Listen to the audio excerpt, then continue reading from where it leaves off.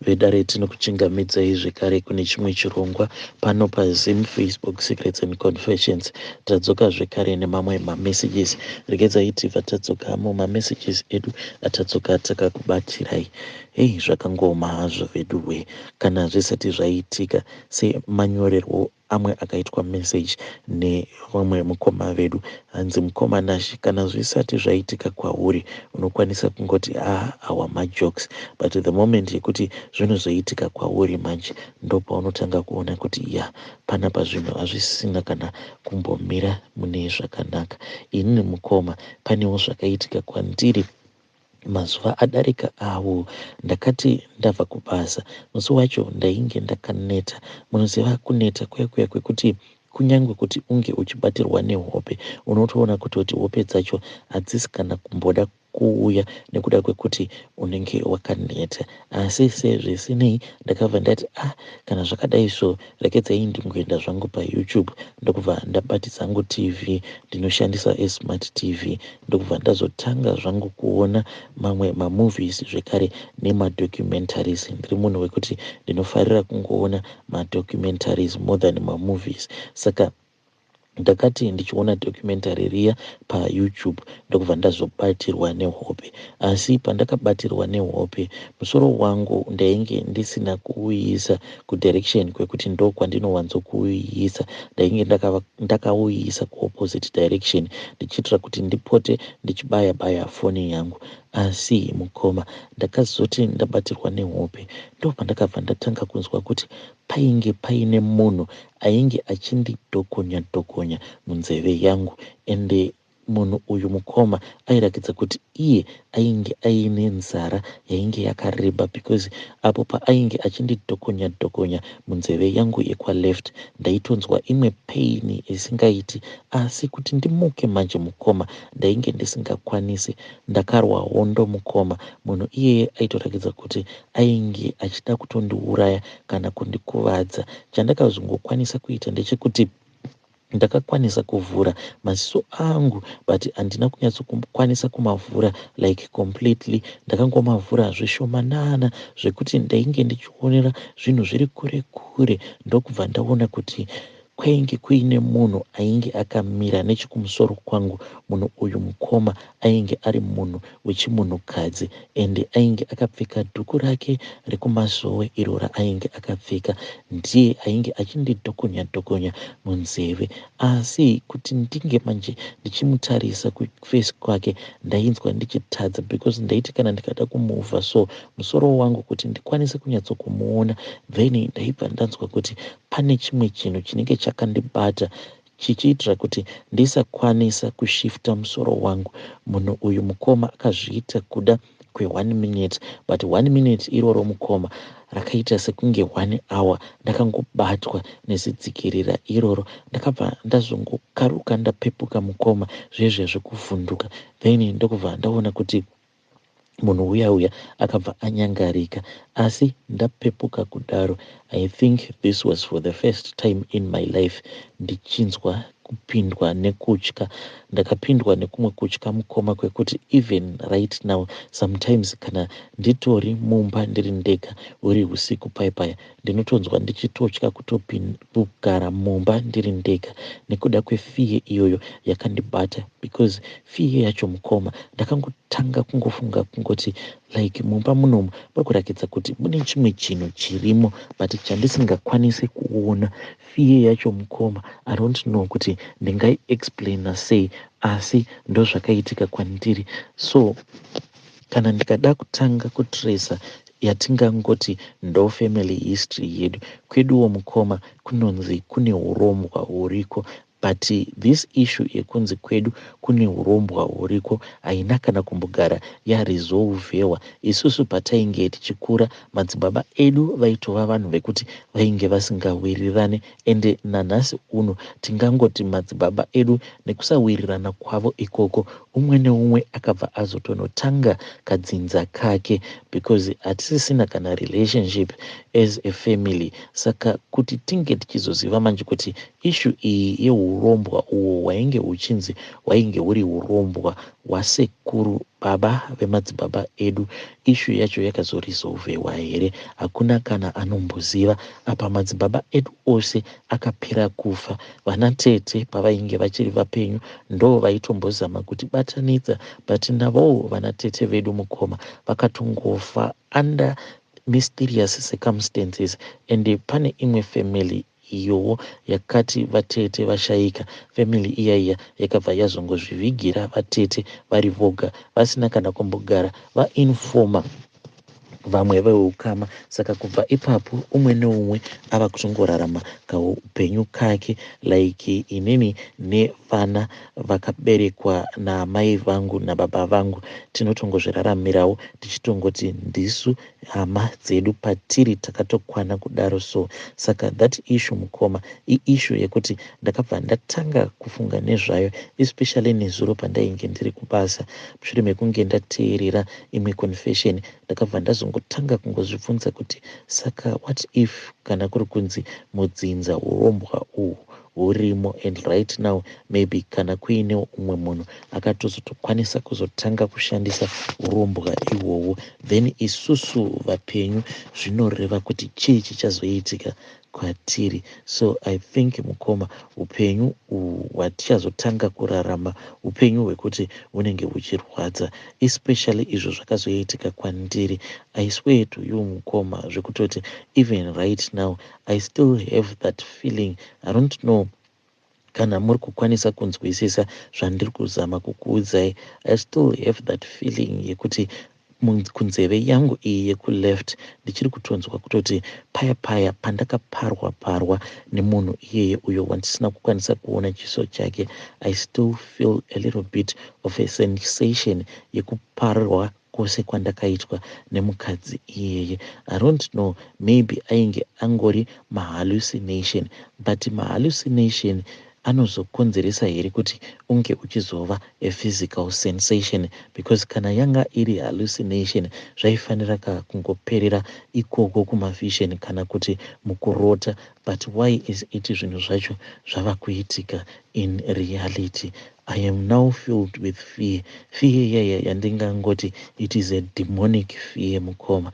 Each and every day I try to pray kuti dai Mwari kana kuri kunzi urombwa uhu huchirimo mudzinza, please protect me, protect vana vaamai vangu, protect vana vangu vandakaunzawo pano panyika, because handidi kuti vange vachizoitwa zvibayiro zvezvikwambo. Ndo munamato wangu iwoyo. Hey, zvakaoma hazvo veduwe. Iprayer yekuti inorwadza. Hanzi munamato wangu ndewekuti Mwari protect me, protect my family. Handidi kuti vana vangu vange vachizoitwa zvibayiro zvezvikwambo. Zvakangoma hazvo veduwe. Regedzai tibva taenda panyaya yedu inotevera. Nyaya yedu inotevera yakamira sekudai. So hanzi makadii zvenyu mukomana Shi, please ndinokumbirawo kuti munge muchisvitsawo nyaya yangu kumhuri yeZimbabwe. Inini ndiri mukadzi ane makore 42 years ekuberekwa. Nyaya yangu yakamira sekudai. So ndakakurawo ndichichengetwa nasekuru ava hanzvadzi yaamai vangu. Chakaitika kuti ndinge ndichizochengetwa nasekuru inyaya yekuti amai vangu vakaroorwa neumwe murume, asi murume uyu akavaroora ainge asingadi kana kumbondiona. Sekuru vangu ava vakabva vazondiendesa kuchikoro kusvika form 6 ndokubva ndapasa hangu kuchikoro. Ndakabva ndazowana scholarship yekuti ndinge ndichizoenda kunodzidza kunze kwenyika. Handina kuzombodzoka kumusha. Kubva ipapo pandakapedza kuchikoro ndakabva ndazowana basa ikoko. Sekuru vangu vakandichengeta vakazofa, ndipo pandakazodzoka kumusha. Ndakasiya ndatenga stendi yangu kunonzi kuCharlotte Brook ndokubva ndadzokera hangu kubasa. Nekuda kwebasa kuti ndinge ndichipota ndichidzoka kuZimu kuzovaka ndainge ndava kusakwanisa, ndakataura nemwana wasekuru vangu vekufa kuti ndichapota ndichikutumidzira mari yekuvaka imba ndichikubhadhara kusvika imba iyaiya yapera. Mukoma, pfungwa dzangu ndainge ndichida kuvaka iri upstairs, saka ndakabva ndazotanga kutumidzira mari kuna sekuru vangu vakabva vazotanga kuita basa. Ndakatumira mari yaisvika kuma 10, ndakatumidzira mari yainge ichisvika kuma $100,000 US, nekuti ndaida kuti imba yangu inyatsokuvakwa mune zvakanaka. Ndakazoti last year mainge muri muna October, regedzai ndinge ndichidzoka kumusha hangu, nekuti ndainge ndanetsana nemurume uyo ainge andiroora nenyaya yekushaya mbereko. Pandakadzoka kumusha ndakabatikana nezvandakaona, ndakabatikana kupfuura kurambwa nemurume. Ndakaona pastendi pangu painge pangori ne7 roomed house. Maphotos emba yandainge ndichitumirwa ainge ari maphotos yemba yepanext door, ndiyo yainge ichinzi imba yangu.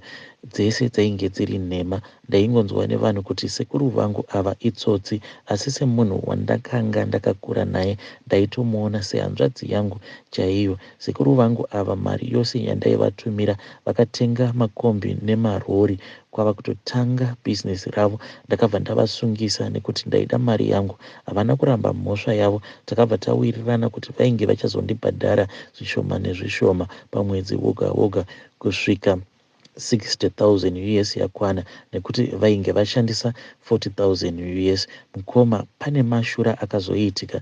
This was last month.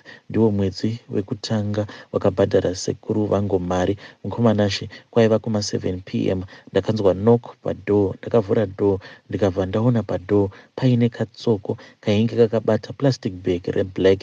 Ndokubva kati ndatumwa nemari nababa, ndokubva kasiya plastic bag padoor, ndokubva kaenda. Tsoko ichingobva, sekuru vangu vakabva vafona vachibvunza kuti maiona here mari. Ndakabva ndatya nazvo. Ndakabva ndatoona kuti sekuru vangu ava vainge varomba. Ndakabva ndazofambawo kumaprofita. Maprofita vakabva vazopisa mari iya, vakabva vanditi sekuru vangu vakaenda kun'anga yavo, vari kuda kuti ndinge ndichipenga kana kufa ndichiita zvekutsikwa nemotikari, vobva vazotora zvinhu zvangu zvose. Ndivo vakakonzeresa kuti ndinge ndichishaya mbereko, nekuti ivo vane mubobobo, vanoita mubobobo neni. Nyaya iyoyo handiirambi, nekuti sekuru ava vaindichiva vachinditi dai wanga usiri muzukuru ndingadai ndakakuroora. Chandava kunyanya kutya ndechekuti vakafona futi last week vachiti ndichatumira mari nemunhu akambouya nemari iya pakutanga. Mukoma, ndava kutovatya. Ndakatotiza kumba kutaura kwandiri kuita ndiri kutogara in another place, nekuti kumba kunopisa. Ndinogona kuzoona zvimwe zvihombe. Ndiri kutsvakawo rubatsiro rwemuprofita kana n'anga inokwanisa kundiitira go back to sender, mishonga idzokere kumuridzi wayo. Zvemari handisisina basa nayo. Ndinokumbirawo mhuri yeZimbabwe, please ndibatsireiwo, musandiregererawo. Chandiri kuda upenyu hwangu. Mari ndinokwanisa kuzowana imwe.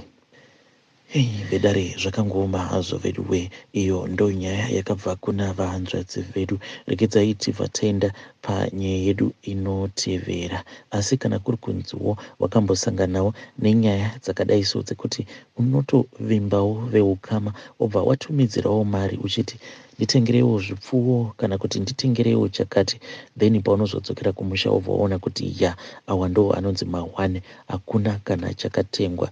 Uyai kuinbox kwangu, then tobva taona kuti munokwanisa here kutiudza nyaya yenyu, tobva tazoiposta pano padare. Regedzai tibva taenda panyaya yedu inotevera. Nyaya yedu inotevera yakamira sekudai so. Mukoma, ndiriwo munhu wekuti ndakabva mukuroorwa zvaizvezvi, ende ndiri mudzimai ane makore 24 ekuberekwa. Nyaya yangu yakamira sekudai so. Takanyatsokutevedzerawo mutemo wechechi. Mushure mekunge tatevedzera mutemo wechechi, inini nemukomana wangu takabva tazodanana kwekanguva kakati rebei, ende pose ipapo patainge tichidanana hatina kana kumbogara taita musikanzwa kana kuita zvisingabvumidzwi nebhaibheri. Ndokubva taroorana tikabva tatochata mune zvakanaka-naka, tikabva taenda kuhanimoni. Asi chakatinetsa mukoma, takati tava kuhanimoni kuya vabereki vemurume wangu vairamba vachingomufonera. Munoziva kune kufona kuya kwekuti vabereki vanenge vachingoda kungocheka on vana vavo. Like inini maparents angu vakangotifonera vachitibvunza kuti tainge tasvika here kuhanimoni kwedu, tikabva tavaudza kuti tainge tasvika. From there on havana kana kuzombotifonera zvekare, asi vabereki vemukomana wangu vainge vava kungoramba vachifona kudzamara ndazotopika up a pattern. Ndikabva ndaona kuti vabereki vemukomana wangu nguva dzedziya dzekuti tinenge tava kuda kuita bonde, apa kuita bonde kwacho mukoma tese tiri tu tainge tichitadza, ndopavaibva vazofona vachingobvunza bvunza zvimubvunzo zvisina kana basa. Vaiti kana vafona mukoma, inini ndaibva ndanzwa kuti handisisina kana feeling, tobva tatotanga zvedu kuona movie kana kungoitawo tumwe activities twainge tutoripo pahotel ipapo. Takabva kuhanimoni mukoma tisina kana kumbogara takwanisa kusangana pabonde nekuda kwezvikonzero zvakasiyana siyana izvo zvandakuudzai. Taiti kana tikada kuzama kuti tinge tichirara tose, then uku kwangu kuzasi uku mukoma kwaibva kwaita sekunge kwavharika. Taitozama tichazama mukoma, takazotombosvika pakutenga iyaya yavanonzi lubrication tichiizora, but still haina kana kumbogara yashanda. From there on mukoma takazoti tadzoka, ndo vabereki vemurume pavakabva vazoti taifanira kuti tinge tichizoenda kupurazi kwavo. Patakazoenda kupurazi mukoma nemurume ndo patakabva tangoti let us try again. Kwainge kutori masikati apa tainge tatongofamba famba zvedu mupurazi. Takaita izvozvo tiri mupurazi, tiri musango mukoma, ndo patakazotokwanisa kuita bonde tose. Asi takati tapedza kuita bonde, murume wangu mukoma akazotoita zvekusvetuka achibva pandiri. Neniwo ndakabva ndasimuka ndichimhanya ndichitiza ndikati kochii chawaona? Akabva ati pandapedza kuita bonde newe ndabva ndaona kuti pane kamwe kadhara kanga kakamira just behind that bush. Kadhara ikako kanga kakatidongorera mukoma. Takabva tatanga kufamba famba tichida kuona kuti what was going on, but chatakangokwanisa kuona itsoka mukoma. Munoona panenge patsikwa nemwana mudiki panotooneka, ende kana kuri kunzi zvakaonekwa nemurume wangu ndezvechokwadi, zvinorevera kuti kadhara ikako kainge kasina kana kumbopfeka bhutsu, because takatoona kuti matsimba ekamwana kafamba apa, kamwana kacho kanga kasina kana kumbopfeka bhutsu. Saka murodhi imomo mukoma makaita majecha zvekuti taifanira kuti tinge tichiona kuti munhu uyu akazoguma nepi. Takatevedzera tsoka dziya mukoma kuzosvika tazosvika pane rimwe guva, but guva iri mukoma iguva rekuti takangoudzwawo zvichinzi iguva remurungu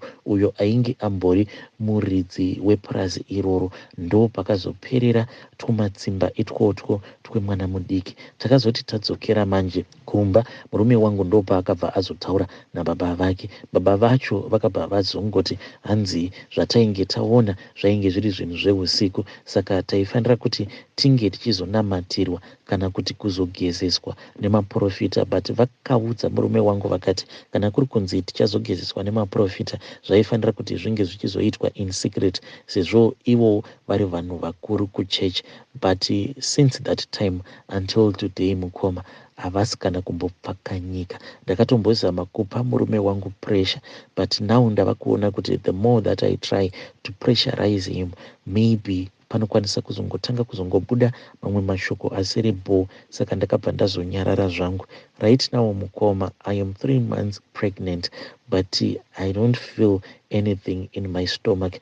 Munoziva ndaingonzwa zvichinzi when you are pregnant unondozvinzwa kuti yeah, I am pregnant, but inini I feel nothing. Ndinongonzwa sekunge mudumbu mangu umu munenge makazara mhepo. Sometimes kana kuri kunzi ndikaburitsa mweya mukoma ndinobva ndatonzwa kuti mudumbu mangu masara musina kana chinhu, but ndinobva ndazotanga kunzwa manje mweya uchipinda zvekare uchizadza chibereko changu. That is what I feel. Handichazivi kuti mwana here wandakatakura muchibereko changu kana kutiwo hamenowo zvakaiswa in my womb. Takatomboenda hedu kuclinic, then zvikabva zvazokonfirmiwa kuti I am pregnant, but in my body mukoma kutaura chokwadi I don't think I am pregnant, because I am supposed to feel chinhu chandakatakura, but right now in my womb I feel kuti makazara mhepo. Vedare ndo meseji iyo yandakatumidzirwa ichibva kune mwanasikana uyu hanzi I recently got married to the love of my life, but inzwaiwo zvakazoitika kwandiri.